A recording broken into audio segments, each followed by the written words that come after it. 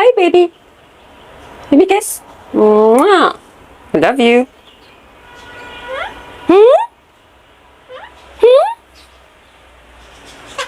شكرا. I love you too.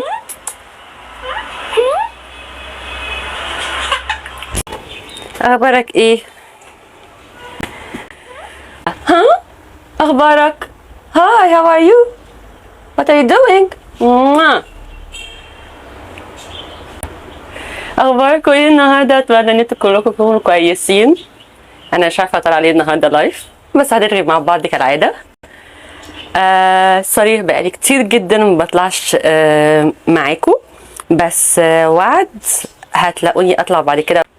النهارده كنت بصور فيديو عن زرع جايلي من مؤسسة النسيج الأخضر، واتبسطت قوي اصلا ان انا وصلت لهم. يعني كنت بتفرج زي كل الناس على شارك تانكس، وبعد كده لقيت حد داخل وبيتكلم على زراعه الانسجه، اللي هو الله انا بحب الحاجات دي قوي. فكانوا بيكلموا، وطبعا قدام الانفسترز بتاع شارك تانكس كلهم تنحين مش فاهمين ايه اللي بيحصل. ف لما لقيتهم متنحين كده، انت مصمم تتباس يعني. بس بقى عيب بقى، بس خش دلوقتي لايف يعني لايف. فالمهم كنت بتفرج على شارك تانكس، وطبعا هم التانيين كلهم يعني انت بتزرع من بذره بتزرع من بذره. هو الموضوع مش كده خالص. زراعه الانسجه دي يعني انا بجيب مثلا نبات زي ده، اوكي، بيبقى فيه مثلا ستيمز زي دي. شايفين العقل دي؟ هحاول اقرب لكم. شايفين دي بتتاخد الحته الصغيره دي كده، اللي 2 سم ولا 3 سم ولا حتى 5 سم دي، وبتتعقم وتتحط في معمل محطوطه في سولوشن كده معين بيتمزج. ما علينا ايه السولوشن ده، بس بيبقى عامل شبه الجل، بيمدوا بالعناصر الغذائيه. الحته ال5 سم دي فيها اصلا يعتبر الاف السيلز بتاعه النباتات. فلما بحطها وبدلها غذاء وبحطها بطريقه معينه تحت الاضاءه، تبتدي الخلايا دي تطلع كل واحده زرعه او تطلع نبته. فيبقى عندك في ال10 سم دول مطلع لك 1000 نبته طبق الاصل من كل حاجه، شكلها وميزات النبات الاصلي بتاع الام وكل حاجه، حتى اللون الشكل الحجم كل حاجه. فانت بتبقى عارف النبات اللي هيطلع شكله ايه من النبات اللي اوريدي عندك. فدي بيك ثرو في مصر. لا ده هقول لكم ان دي يعني نطة كبيرة قوي بالنسبة لعالم النباتات، ان اي حد يبقى عنده اي نبات صغير ممكن يطلع منه 20,000 نبتة. هم بعتولي النهاردة حبة الحاجات.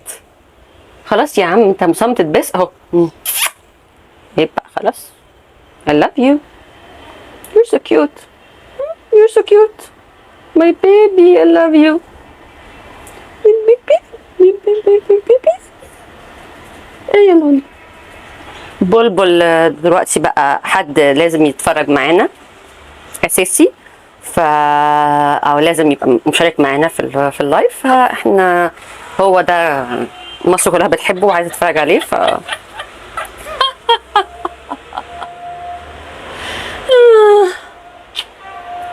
فالمهم نرجع لموضوع الانسجه. هو بالانجلش اسمها تيشو كلتشر، او ان انت بتعمل زي كلتشر من التيشوز او مجتمع من الانسجه الزراعيه، فعشان كده هم مسمينها كلتشر يعني. فهو ده اللي بيطلعوا منه النباتات طبعا، وبعد مده بيتقسم بقى السيلز الصغيره دي، تتحط كل شويه في برطمان مختلف، والنباتات دي تبتدي تكبر ويبتدي شكلها يطلع بالمنظر ده.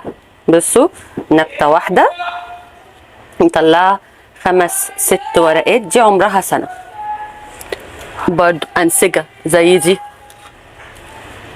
الدفنباخية، هي كانت واحدة بس طلعت ورقة، ودلوقتي بتطلع ورقة تانية وتالتة ورابعة، وهتبتدي تكبر خالص تبقى زي الدفنباخية اللي ورايا دي، اللي هي ورا خالص الورق الكبير ده. ف كمان 3-4 سنين يعني. ففكرة ان احنا نبتدي ناخد عينات او اجزاء من نبات عندنا ونطلع منه، هتبقى بتوفر نباتات زينه، مش هقول نبات ظل كتير قوي وباسعار رخيصه جدا. صح يا بلبل؟ صح يا بلبل. واسعار رخيصه جدا. ليه؟ لان انا لما بجيبها من بره سعرها مثلا $20، انتوا متخيلين $20 ده تيجي هنا بالجمارك بالضرايب بالشحن بقت ثمنها $50. ازرع بقى وعقل منها وبيتها عندك سنه سنتين ثلاثه لغايه لما تبتدي تعرف تطلع منها انتاج كبير في مصر. عن طريق كالتشر تيشو او اللي هو انسجه دي، انت ممكن في ظرف سنه تكون بادر السوق المصري كله بالنوع الجديد اللي انت جايبه من بره. وساعتها هتلاقي انت الوحيد اللي بروفايد النوع ده، او بتبقى بتسمح النوع ده بيبان قدام الناس او بيتباع، فتلاقي 1000 من يشتريه منك.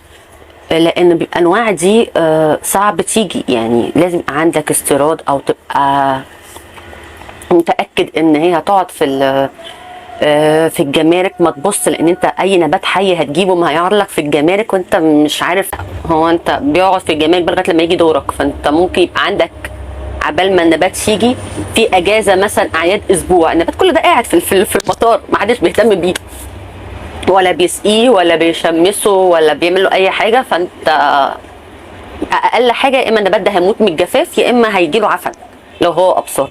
ففكره ان احنا نستورده كده ما ينفعش، لازم يبقى حد بتاع استيراد بيجهز بقى كونتينر بمواعيد رش معينه وتهويه معينه، ودي مكلفه جدا. ففكره ان انت تجيب نبات معاك او كده هو انا بتستورد كميات كبيره، فبقى السعر هنا رهيب. في نباتات ممكن توصل سعرها 1000 و2000 جنيه. من الحاجات الجديده اللي هي مثلا يقول لك المونستيرا الفريجيتا والحاجات دي كلها اسعارها رهيبه.